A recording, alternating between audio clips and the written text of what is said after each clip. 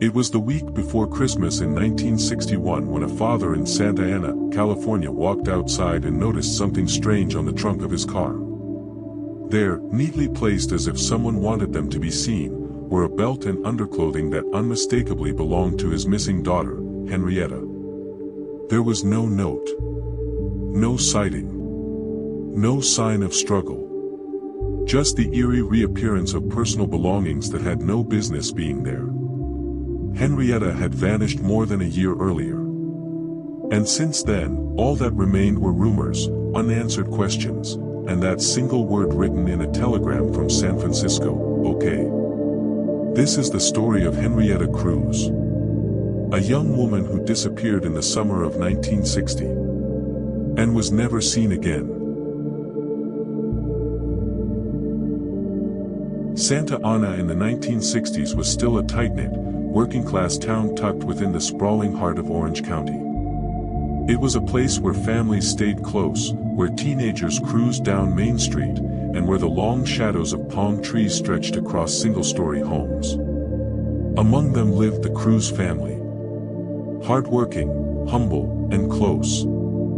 Henrietta Cruz had always been described as quiet, soft-spoken, but spirited in her own way. She dropped out of Santa Ana High School sometime before the summer of 1960. No scandal. No public breakdown.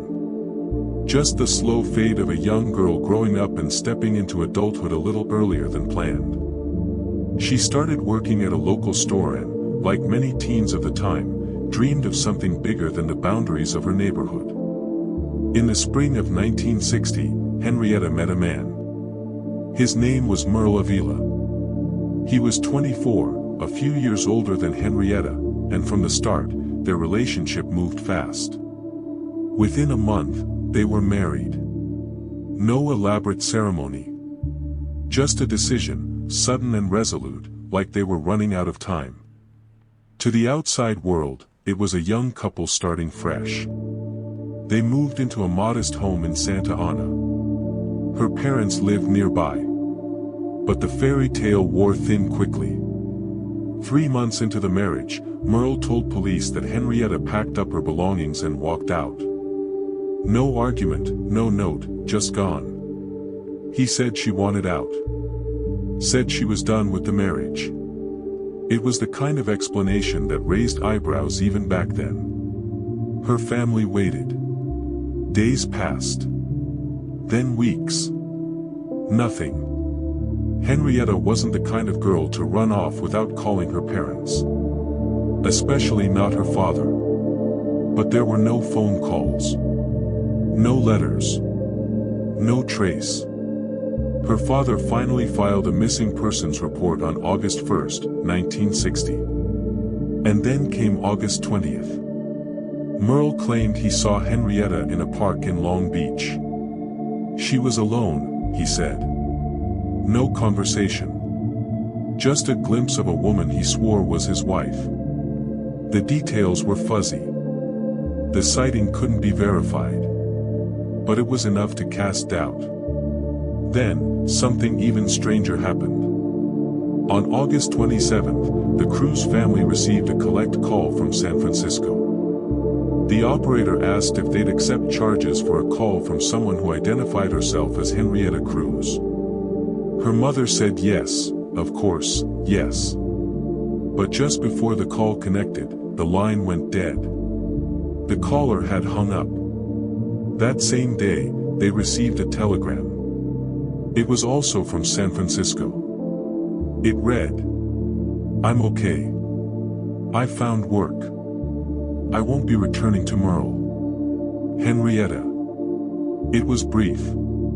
Cold. Unlike her. Police tracked the telegram. It had been phoned in from a payphone. The woman who sent it gave a false address. What followed was silence. Absolute silence. And then, that haunting discovery in 1961, the belt and underwear on her father's car. It was like Henrietta was speaking, not with words, but symbols. A breadcrumb left too late. The Santa Ana police began to investigate. And right away, suspicion tilted back toward Merle. His story was inconsistent. He said she left him, yet couldn't explain why. He never called the police himself.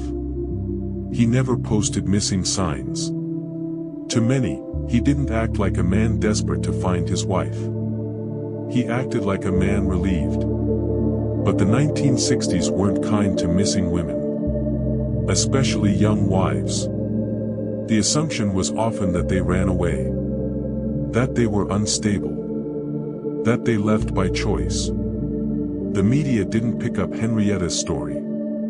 There were no headlines. Police interviewed neighbors.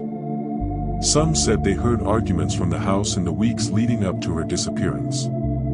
Others said they saw Henrietta looking tense, even fearful. No one saw her leave with a suitcase. And then there were the red herrings. Several supposed sightings were called in across California, Redding, Modesto, even Bakersfield. All were false. None matched her description well enough to pursue. As years passed, the case went cold. Yet something about Henrietta's disappearance haunted those close to it. Her younger sister, 10 years behind her, never stopped looking. She'd become the family's unofficial investigator. Searching records, interviewing old friends, writing letters to newspapers. She believed Merle knew more. That he had done something. Maybe out of anger. Maybe panic.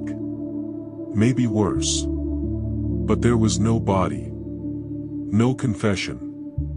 No proof. Just whispers. Henrietta's story was one of absence. Not a dramatic crime scene, but a fading presence. She had become a ghost in the margins of her own life. The kind that lingers, not just in memory, but in evidence that never adds up. In the 2000s, as DNA technology advanced and cold case units formed, there was brief hope. Henrietta's family submitted samples. Investigators checked unidentified remains from across the state. But nothing matched. Her name would appear on lists of long-term missing adults, tucked between others who'd vanished in that era of optimism and upheaval. When Merle Avila died in 2012, he took with him the last first-hand account of what happened between them. And when Henrietta's brother passed in 2020, the family's strength grew a little quieter. Only her sister remained, still hoping, still waiting. The psychology of Henrietta's story runs deep. A young woman rushing into a marriage that felt wrong almost immediately. A husband whose answers were too easy. A family torn between hope and horror. The investigators who worked the case, both past and present, described a consistent frustration: no crime scene, no body, no confession. It's a recipe for ambiguity. But they also noted something darker: the subtle control patterns in Merle's timeline. The rushed marriage. The isolation. The story that shifted. The convenient sighting. The timed telegram. And then, after a year of nothing, that chilling clue. Intimate clothing placed carefully where her father would find it. Was it guilt? A warning? A final goodbye? Some believe Henrietta may have tried to escape. That she feared something at home. That the call and telegram were genuine attempts to distance herself without putting her family in danger. Others believe those were staged, to mislead. That whoever orchestrated them knew enough about Henrietta to mimic her voice, her tone. The cruelest theory is the one that suggests she was gone long before August 27th. That the call and telegram were smokescreens. The Santa Ana police still list Henrietta Cruz as missing. No official suspect. No charges. No resolution. But the impact of her story ripples. In online forums.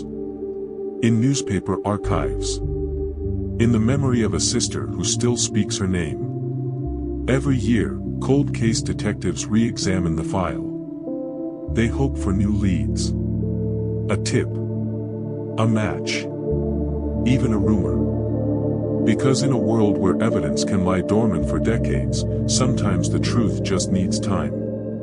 And maybe, just maybe, someone knows something. If you have any information about the disappearance of Henrietta Cruz, contact the Santa Ana Police Department. This case remains open. And so does the question: where did Henrietta go?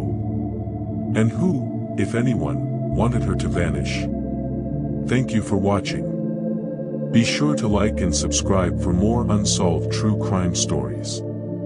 Until next time, stay curious and stay safe.